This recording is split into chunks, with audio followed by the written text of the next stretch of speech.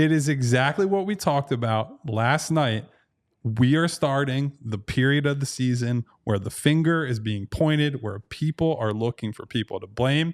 And so let's start with the guy who is under the most fire right now, right? Joel Embiid. In that story, the big headline that has been taken away from it was this bit from Shams, who said, quote, Maxey challenged Embiid to be on time to team activities, calling out the 2022-23 league MVP about being late, quote, for everything and how it impacts the locker room from other players to the coaching staff. Sources briefed on the meeting told ESPN. So we've talked in recent years, long before this show even existed, frankly, right, about Joel's maturation as a player and as a leader. He has talked publicly about the reasons for trying to be better, you know, for his own goals, for his family goals, all the reasons that he wants to be a better player, a better leader, a better man, quite frankly. Yes. And I think we saw that reflected in how we saw him play during these years where he's been either MVP or second to Jokic,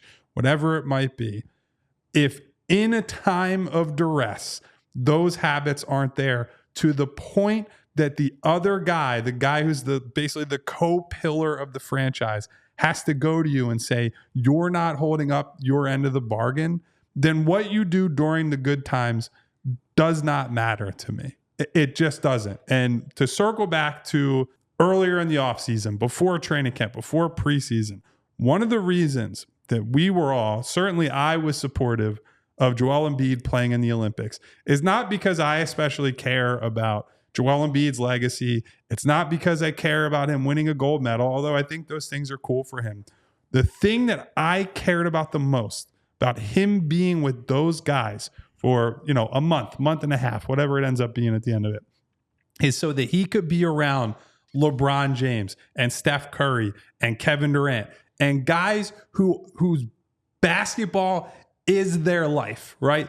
Basketball means something to them to a level where it is almost a mental illness, right? We've heard all the stories about LeBron puts 7 figures every year into off the court conditioning, rehab, rest, all that stuff. He's got all kinds of devices, trainers, people that he's working with, because being the best or being as close as he can possibly be to the best at 39 years old means more to him than basically anything else in his life. And being around guys whose habits are like that was, to me, the single most important reason to have that guy there at the Olympics playing for Team USA. And what this is telling me, what Tyrese Maxey's voice and his actions are telling me, is that that was wasted on him, that he didn't take a single meaningful lesson from being around those guys. And if that was the case, then yes, it was absolutely a mistake for that guy to go and prioritize that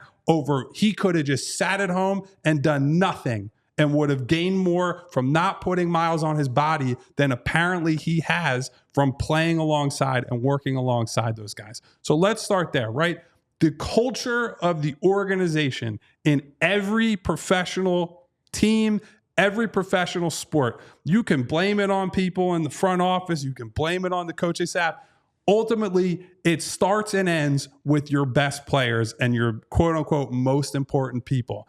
And if Joel Embiid, even though he's only played 3 games, if people look at him and see him as, whether it's because he's late, he's not working hard enough, he's not showing up in the way he needs to, and that doesn't even mean it's at practice, right? It could be late for flights. It could be late for film sessions. It could be late for anything. The second that you show that's what is acceptable, everybody else is going to follow suit. That's just how teams work at this level. So to say that I'm disappointed in what I'm hearing about Joel Embiid is a massive understatement. And I'm glad that Tyrese Maxey, fresh off of getting this new contract, fresh off of getting his first All-Star appearance last year, had the temerity to look him in the eye and said, this isn't good enough. And unless you are better, we are going nowhere, because that is the absolute honest to God truth. Based on this story and Maxey speaking out this way and calling out Embiid, who we all believe that he has the respect of Tyrese Maxey and Tyrese Maxey has the respect of Embiid, where he can say that we hope that it does, in fact, reach Joel Embiid. But at this stage of his career and at this stage of the season, early on for them to get to this start that they're in, it shouldn't even be. And when we were having the show last night, Derek, and I'll just say this because we can get back into things that have happened in the past where the groundwork has been laid by the organization since, 2014 of how this has been with Joel Embiid being able to do whatever he wants and how he does it. Someone had watched the show, is in the league, and reached out and said this to me, and I don't think they'll mind me sharing it because I know they won't. Joel has won an MVP, been the leading scorer in the NBA multiple times, won an Olympic gold medal, received a max contract, made more money than he ever dreamed he would. He's done. He doesn't possess the character to be a leader. This is someone who knows Joel Embiid, by the way, and he is not respected by his teammates or the league. This is what was shared to me last night while we were doing the show. I just wanted to make sure it was cool to share it on the show, and I was giving the thumbs up.